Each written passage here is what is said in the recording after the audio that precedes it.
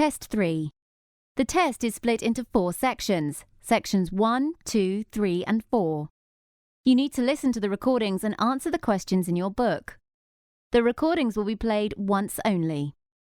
At the start of each section, you will be given time to read the questions. At the end of the test, you have 10 minutes to transfer your answers to the answer sheet. Please turn to Section 1, Test 3. Section 1, Test 3. You will hear a conversation between a camper wishing to make a reservation on a campsite and the campsite's manager. First, you have some time to look at questions 161 to 166.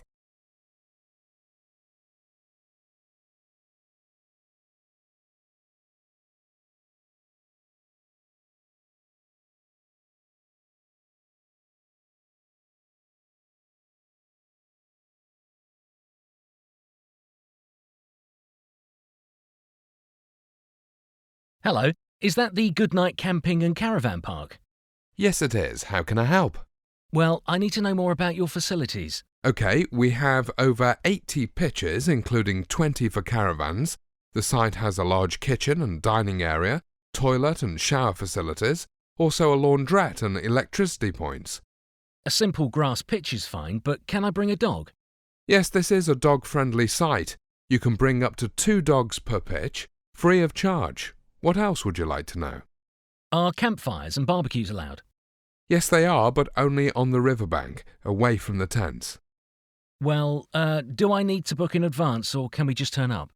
You don't need to make a reservation, but we do recommend it for bank holiday weekends, and also for large groups of 20 or more. Well, there are only 4 of us, but I'd like to go ahead and book anyway. Do I book over the phone or online?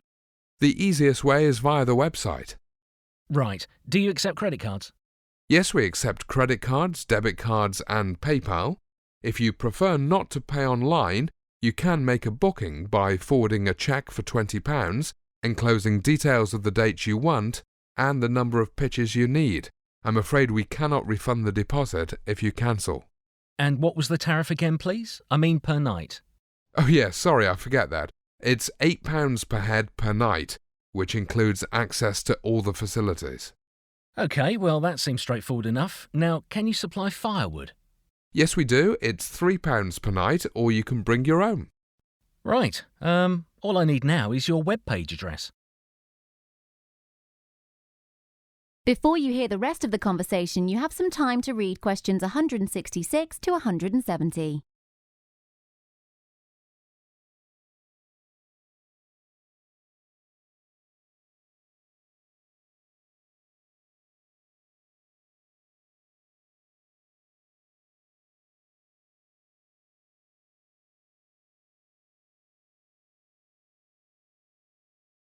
Do you have a pen and paper to take down the webpage details? Yes, I'm ready. Our website is www.goodnightpark.uk.com, with Goodnight Park written as one word. Have you got that? Yes, thanks. Oh, I almost forgot. Can you tell me the dates when the park is open, please? Right, we open for the summer season on the 1st of June and close on the last day of September. And can we arrive at any time of day?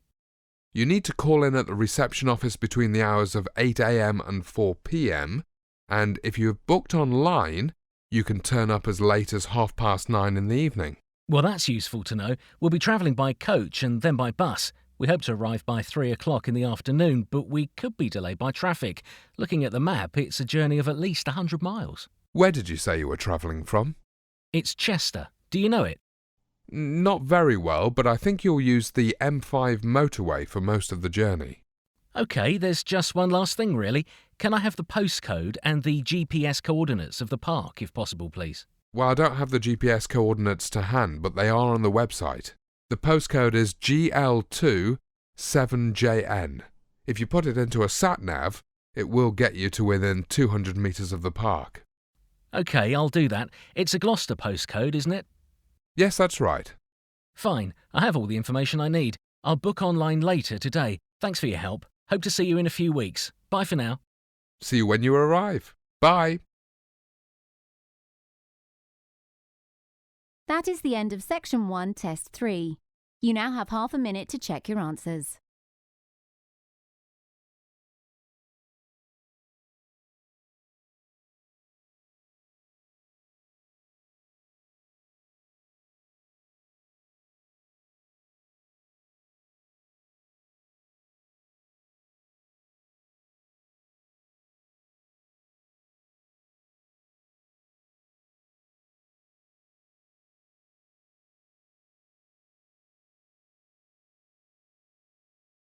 Section 2, Test 3.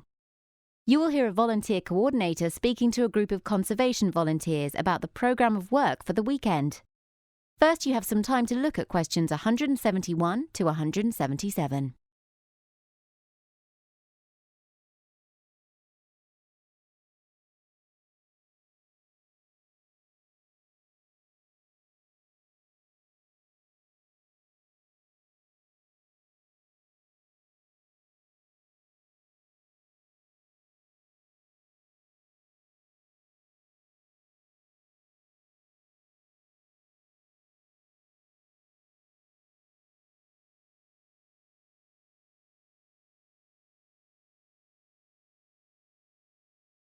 Hi everyone, it's great to see so many new volunteers here this weekend.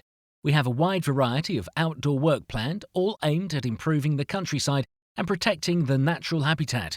Don't worry if you haven't done this type of work before, because we'll show you exactly what to do. Also, we've got Dave Pritchard with us today, who'll help us to repair the dry stone walls and paths. Now, I must point out that some of the work is quite difficult and may not be suitable for everyone. So we've decided to split the work into 3 levels of difficulty. OK, grades 1, 2 and 3. Grade 1 is light work, grade 2 is moderate work, and grade 3 is heavy work. I hope that makes sense to everyone. You can always switch groups if you're not happy. OK, we need some volunteers to help to clear away Himalayan balsam. It's one of several species here that are not native to this country. It looks like bamboo. This is grade 1 work, so it only needs a low level of fitness. Can I have a show of hands for this job, please? Almost anyone can do this work. Let's see, that's 1, 2, 3, 4. OK, that's 5 people for clearing bamboo. Is there anyone else? No? Now, litter and rubbish are a major problem in this area. Tidying it up will take a moderate amount of effort. The main task is litter picking, and if there is enough time, clearing vegetation from the paths. Do I have 2 volunteers, please? Right, it's that lady there and the man with the hat. Thank you. Remember, this is grade 2 work. That requires an average level of fitness. Are you okay with that? Right, the rest of the group can help with fencing, walling and access paths. Now, fencing is grade 2 work, but building walls is heavy, grade 3 work. You will need to be very fit to do grade 3 work, and you'll also need to be wearing protective footwear, which means steel-toe boots, not just any old shoes. If you don't have the right boots, then you'll have to help with the fencing and paths. We have 10 people left, so how many are happy to do the stone walling? Right, that's 1, 2, 3, 4, 5. I count 6. Please be careful and work at a steady pace. You'll need to save some energy for the tree planting tomorrow. Are there any questions? No? Then let's split into our groups and make the most of the fine weather. We'll stop at 11 o'clock for a cup of tea and a biscuit. Before you hear the rest of the conversation, you have some time to read questions 178 to 180.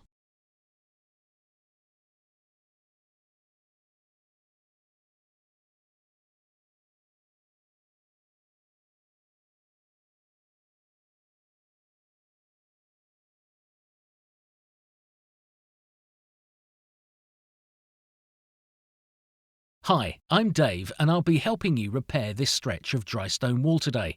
There are 6 volunteers, so if we can split into 3 groups of 2 people, that would be helpful. That gives us 2 people working at each end of the wall and 2 people working in the middle. Now, we don't want to see one end of the wall going up quicker than the other. It's important to keep the wall level as it goes up, otherwise we'll end up with a problem in the middle. The largest rocks form the base of the wall, which is helpful because we don't have to lift them too far, but we'll also keep a few of the bigger ones for higher up. OK, if you look at this damaged section of wall, you can see that it's really 2 walls with a gap in between. The gap in the centre is filled with the smallest stones. These have a rounded shape and are known as hearting or packing stones. Don't just throw them into the wall. Place these packing stones carefully into the gap because they help to keep the other stones in place. The larger, long stones, like this one here, should be placed across the full width of the wall, from one face to the other. For appearance sake, try to keep the stones with the best looking faces for the outside of the wall. Right, Let's clear away some of these fallen stones so we don't trip over them, and then get started. That is the end of Section 2, Test 3. You now have half a minute to check your answers.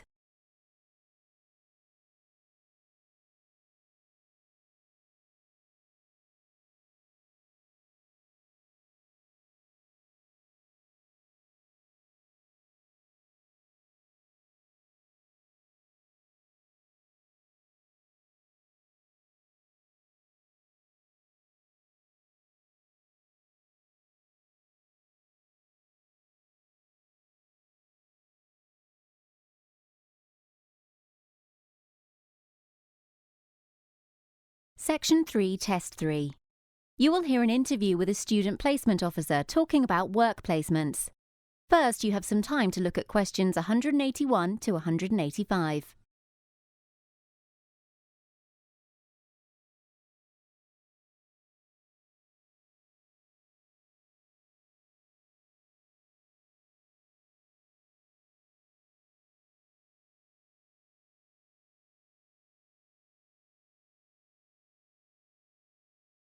Hello, Mike.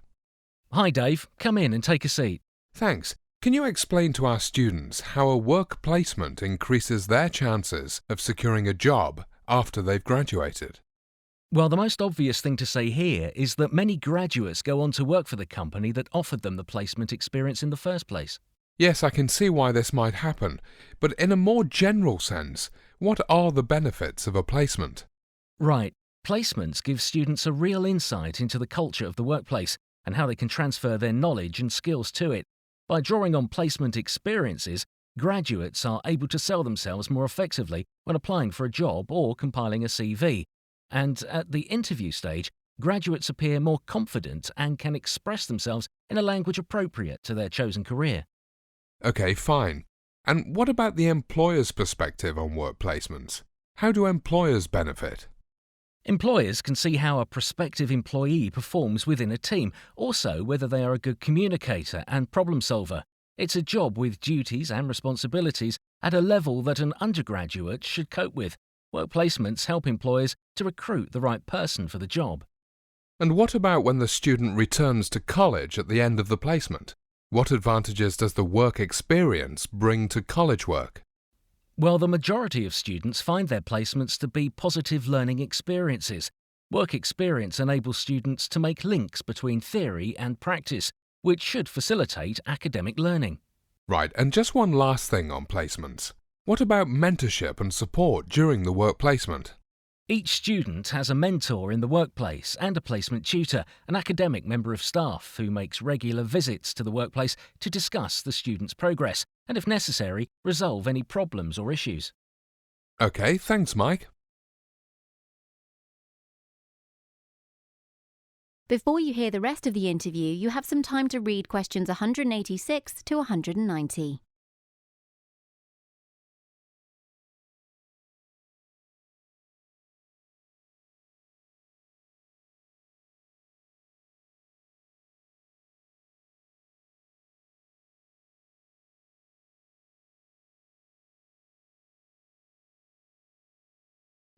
Now, continuing with our theme of graduate employment, we're going to talk about soft skills, what they are and why you need them. Mike, can you define what is meant by soft skills? Yes, soft skills are an extension of what I mentioned earlier when I spoke about team working and communication. It's not sufficient these days to have only the know-how. By that I mean technical skills to do the job. Employers also look for personal qualities and interpersonal skills. And why are personal qualities so important in the business world? Well, employers want people that are going to add value to their business and not detract from it. Simple things like lack of punctuality, showing up on time and being dependable will always be important to any company, as are honesty and integrity. These personal characteristics are an inherent part of an individual's makeup and are difficult to change. Soft skills also include coping skills when faced with difficult situations and challenges. Again, performance in these areas is linked with inbuilt traits. I see. And what about interpersonal skills? Can't these be improved with practice or training? Yes, they can, because it is possible to change the way that you interact with colleagues and customers. The ability to communicate effectively, both through speech and in your documentation, is at the core of interpersonal skills. Equally important is the ability to demonstrate respectful listening. And how will good soft skills help you in an interview situation? Soft skills are vital to a successful interview. The impression you create can play a large part in the decision to make a job offer or not. Employers need to know that you have the right attitude. Will you fit in? Are you a team player? Do you appear positive and enthusiastic? You must be able to make the necessary changes to market yourself in this way. Well, thanks, Mike. That's most interesting. That is the end of Section 3, Test 3. You now have half a minute to check your answers.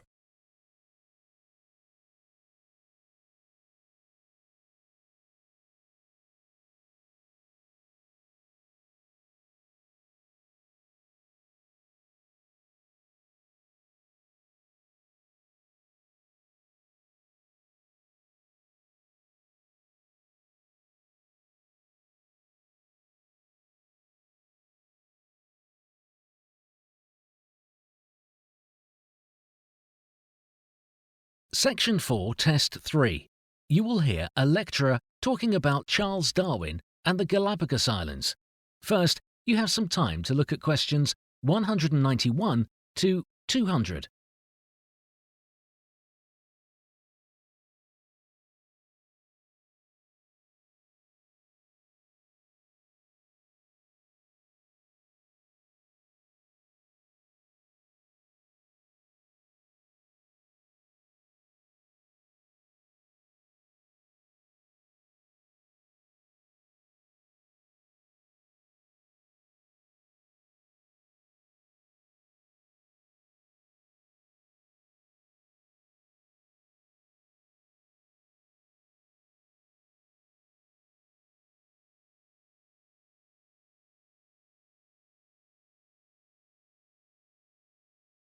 Today I'm going to talk about a man who explained how life on Earth evolved through a process of natural selection, the survival of the fittest.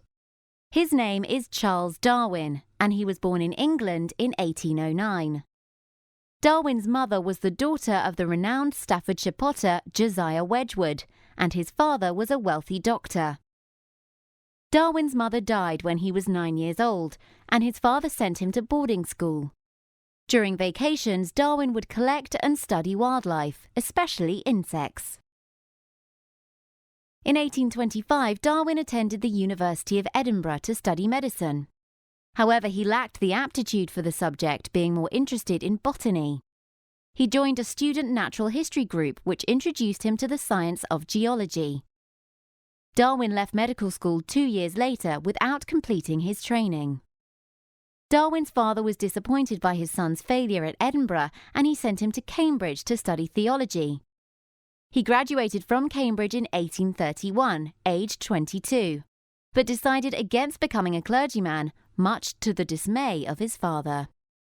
Whilst at Cambridge, Darwin had met a professor of botany, who encouraged him to pursue his interest in natural history, and later recommended him as a crew member on the Royal Navy mapping ship HMS Beagle.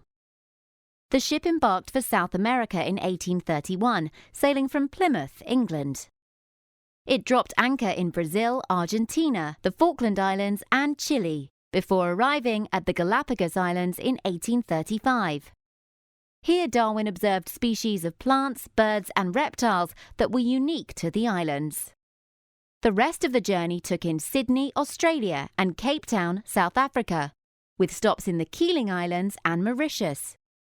The route back to England included a stop in the tropics of South America, where Darwin made further important discoveries. The journey took 5 years and enabled Darwin to study life on 3 continents, collecting plants, insects and rock samples whilst taking notes and making drawings. In 1839, Darwin married his cousin Emma Wedgwood, and they had 10 children. He published the zoological findings of the HMS Beagle expedition between 1838 and 1843, in several parts, covering birds, fossils, insects, reptiles and mammals. Darwin continued with his research into natural selection, culminating in his seminal work, On the Origin of Species, published in 1859. The book was an overnight success, though it caused widespread controversy, because its theories appeared to conflict with the accepted religious view of creationism. Nevertheless, Charles Darwin's theories gradually gained acceptance, and when he died in 1882, aged 73, he was honoured by being buried in Westminster Abbey. He will always be known as the father of evolution. Of all the places Darwin visited, it is the Galapagos Islands that are most associated with his theory of evolution. The islands lie in the Pacific Ocean off the coast of Ecuador, South America. The word Galapago is Spanish for terrapin, and it refers to a small edible turtle that Spanish sailors used as a food source. Darwin observed variations in turtles, reptiles, birds, and other species unique to each island, suggesting that the animals had adapted to their specific environment. The distances between the islands were too large for the animals to interbreed, so they must have descended from a common ancestor. Darwin also found fossilized remains of creatures that were now extinct, consistent with a failure to adapt to changes in habitat. Darwin believed in the survival of the fittest, that is to say, only those members of a species that were best adapted to their surroundings would survive. For example, the finches on the island had beaks of a different size and shape suited to their diet. Long pointed beaks to probe for grubs and to grab small seeds, or wider sturdy beaks for cracking nuts and eating larger seeds. The extinction of animals not capable of competing for the food is vital to Darwin's theory of natural selection. That completes Practice Test 3. You now have half a minute to check your answers.